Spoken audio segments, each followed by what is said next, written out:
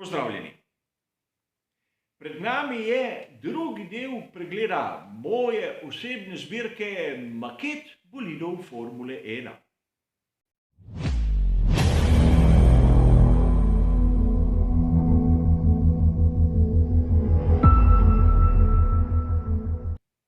No, v tem drugem delu si bomo ogledali, kaj imam v moji zbirki bolidov Formule 1 iz obdobja 60., 70. in 80. let, seveda prejšnjega stoletja.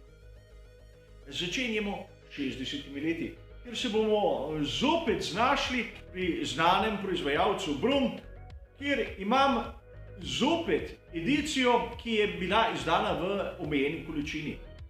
Ferrari 156 iz leta 1961, svetovnega prvaka Phila Hilla, v 1554 od 5000 izdelanih primerkov. Lep, eleganten bolid, značilno dvojno režo na samem prednjem delu, številka 4, znana iz velike nagrade Belgije v fantastični rdeči barvi. Tudi tu kar nekaj podrobnosti. Seveda ne moremo primerjati izdelavo tega bolida z današnjimi standardi, zopet izdelek iz prve polovice 90. let prejšnjega stoletja, ampak zmeraj v, recimo temu, dokaj solidni formi. In ko spravimo bolid nazaj, bi vam rad predstavil nekaj, kar ste mogoče že zapazili v mojih starejših posnetkih. Gre za progo UF, kjer na njej nekako naj bi dirkali v preteklosti bolidi Formule 1. Ne gre za maketo, gre za igračo, izdelano leta 63, čeprav tu vidite letnik 64. A v njej sta dva bolida Formule 1, ki sta dokaj podobna tistim pravim. Gre za Ferrari in BRL. V tistem času niso bili tako fiskalni z raznimi avtorskimi pravicami. Ko smo lahko našli tudi Ferrari 156 v svetu, ki pa ima neko posebnost, kasnejša izvedba, z samo eno, samo klasično režo na prednjem delu, in seveda lahko vidimo, da podrobnosti niso take kot pri maketi, ki sem jo predstavil prej. Tudi sam bi lahko marsikaj popravil ter dodal. Po svoje sem si želel ohraniti to progo tako, kot je bila v izbirniku. Isto bi lahko rekli o bolidu BRM, ki tu predstavlja model P61, kjer lahko vidimo na prednjem delu, da ima tisto značilno zvezdo za modele BRM. Merilo je približno enako tistemu, ki smo ga videli prej. 1:43 oziroma 1:40. Kolikor primerjamo, so približno enakih dimenzij, čeprav ponavljam, gre za igrače. Če gremo še malce naprej, bomo prišli do Lotusa 25. Tokrat v merilu 1:20 gre za maketo Tamiya, katero sem po svojih najboljših močeh sestavil sam. In seveda na fotografijah lahko vidimo, da se tudi pobližje vidi motor, prednji del se odpre in marsikatero podrobnost moram še dodelati. A gre za model Lotusa 25, enega izmed najbolj pomembnih bolidov v zgodovini razvoja Formule 1 in seveda tisti bolid, s katerim je Jimmy Clark postal prvič svetovni prvak. In seveda stalnica v mojih videih o Formuli 1 je tudi Honda RA272. Richie Ginter je z njo zmagal veliko nagrado Mehke in zopet Tamiyina maketa v merilu 1:20, sem jo seveda po svojih najboljših močeh tudi tokrat sestavil sam. Napak je kar nekaj, a mislim, da za moje sposobnosti dokaj uspel projekt. Tudi tu lahko vidimo marsikatero podrobnost in seveda, zavedati si moramo, da gre za dokaj krhke zadeve, katere ne bi tu pred kamero odpiral, da ne bi kaj polomil. In sedaj, ko se približujemo koncu 60 let, ne morem mimo enega izmed mojih najstarejših bolidov, in to je znani Lotus 49. Zopet merilo 1:43. Quarzo je proizvajalec in koliko primerjam kvaliteto te makete, tisto, ki smo jo videli pri recimo podjetju Brum, moram priznati, da Quarzo ni na takem nivoju. V bistvu so deli več ali manj plastični, malenkosti niso tako dobro izdelane, ampak vseeno gre za maketo, katero imam v lasti in katera bo tudi verjetno ostala v moji zbirki zaradi svoje pomembnosti, zaradi osebne navezanosti nanj in seveda gre tudi za tisto izvedbo, ko smo prvič videli Lotus 49 na progi, velika nagrada Nizozemske, ko se je Jim Clark dobesedno usedel v ta bolid in presenetljivo zmagal. Zdaj bomo šli naprej na drugi del, na 70. leta. Priznati vam moram, da so 70. leta v moji zbirki najslabše zastopana. Pa ne zato, ker tega obdobja ne bi imel rad, kvečjemu obratno. Ne vem, zakaj je zmeraj, ko pride boliti iz tistega obdobja, ali v slabem stanju, ali pa z previsoko ceno. Začnimo seveda verjetno z eno izmed zadnjih pridobitev v tem trenutku, znanim Lotusom 72, ki ga je imel na razpolago svetovni prvak Emerson Fittipaldi. V tisti, za moje pojme, prečudoviti barvni shemi John Player Special, seveda moderni izdelek, nima tobačnih znakov. Tu je treba dodati še nekaj, kar menim, da bi vsak ljubitelj moral imeti poleg same makete določenega bolida. In to je monografija. V tem primeru monografija Lotusa 72, oziroma kot piše na naslovni strani, praktično tisti priročnik za Lotus 72.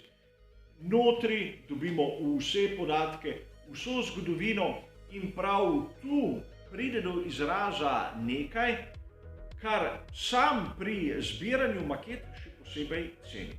Namreč pri preučevanju določenega modela lahko naletimo na marsikatero podrobnost, ki jo potem vidimo na sami maketi in si tako zadevo lažje predstavljamo. A da ne boste mislili, v moji zbirki so tudi priročniki za marsikateri drugi model, kot Ferrari 312T, celotna družina, žal nimam maket, in Lotus 79, katerega imam maketo, ki je seveda varno zapakirana v škatli in to zaradi prav posebnega razloga. Tu imam dve škatli prav posebnih maket.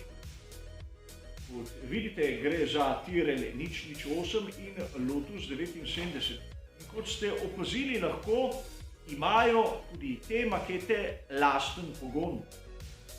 Elektromotor ter dve bateriji so lahko maketo poganjale in ta švigne po sobi kot pravi blisk.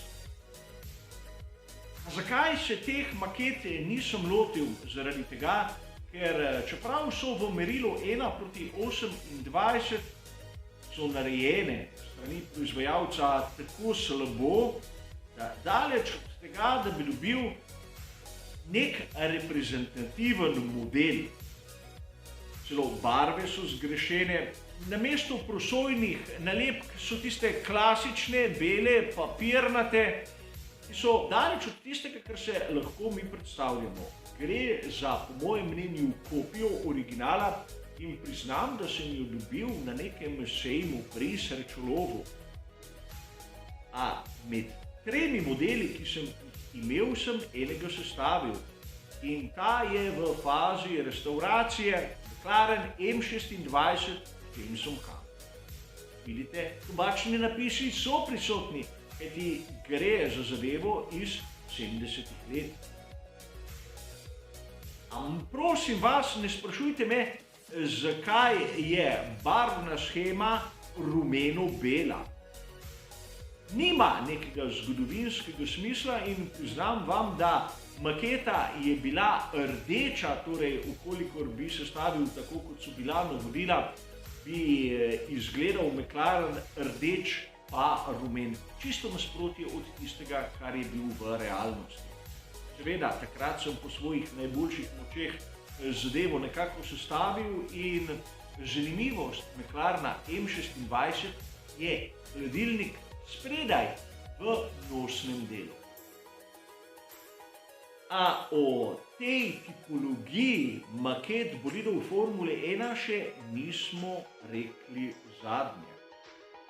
Prehajamo iz 70-ih v 80-ta leta, kjer bo marsikaj tudi zanimivega za pokazati. In ko začenjamo pregled maket, ki jih imam iz 80-ih let, se ustavimo pri znamenitem Ferrariju 126 C2 iz leta 1982, točneje tiste verzije, ki je nastopila na veliki nagradi San Marina, znani dirki vsem navdušencem Formule 1, ker je Didier Pironi zmagal pred Gillesom Villeneuvom. In zopet maketa podjetja Brum 1:43, seveda iz prve polovice 90-ih let, a tu v ozadju zanimiva anekdota.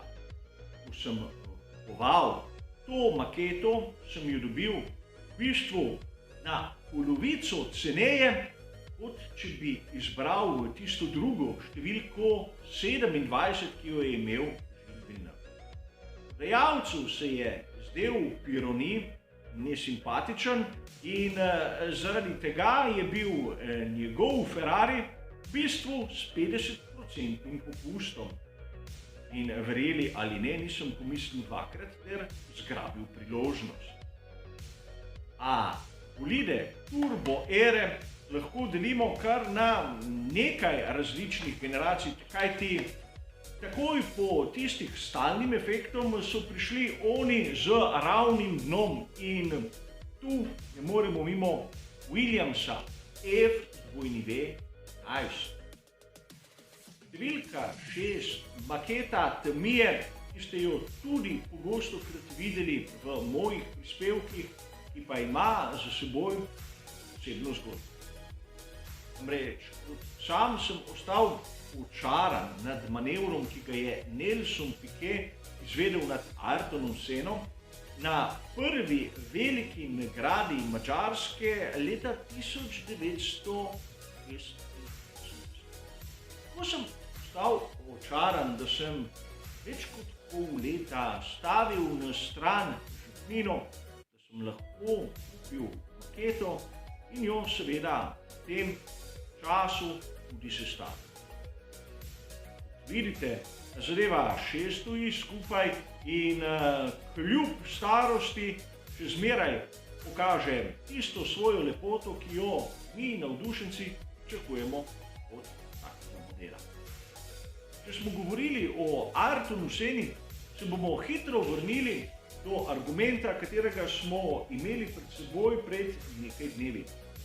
McLaren MP4/4.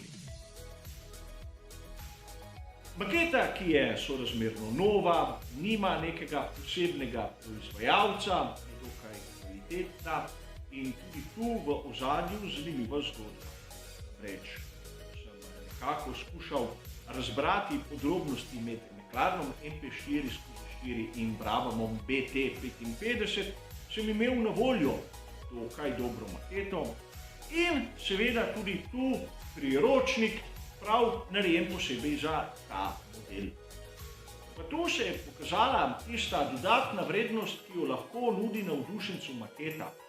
Namreč ta občutek, ko primeš v roko, ko lahko s prostim očesom vidiš tisto podrobnost, ki jo iščeš, je seveda neprecenljiva in čisto nekaj drugega, kot gledati sliko na papirju in bistveno bolje, kot spremljati podobo na nekem ekranu. Tudi zaradi tega ta maketa, seveda skupaj s priročnikom, ima svojo dodano vrednost. In da zaključimo obdobje 80-ih, je prav, da si pogledamo še tisto zadnjo maketo, ki predstavlja Ferrari 640, v prvi svoji izvedbi, seveda številko 27 in Nigelom Manselom za volanom. Zopet maketa, ki sem jo sestavil sam in seveda vsemi pomanjkljivostmi, ki sem jih lahko napravil, a kljub vsemu, kljub približno 25 in 30 letom, se še zmeraj dokaj odlično drži in seveda bo nastopila v raznih posnetkih, raznih prispevkih, ko bo za to priložnost. A s tem bolidom smo zaključili tudi drugi del tega hitrega in upam, da ne preveč dolgočasnega pregleda moje zbirke maket. Čaka nas še tretji del, kjer si bomo ogledali 90-ta, prvo desetletje novega tisočletja in seveda od leta 2010 pa do skoraj današnjih. Zaenkrat hvala za vašo pozornost ter seveda nasvidenje.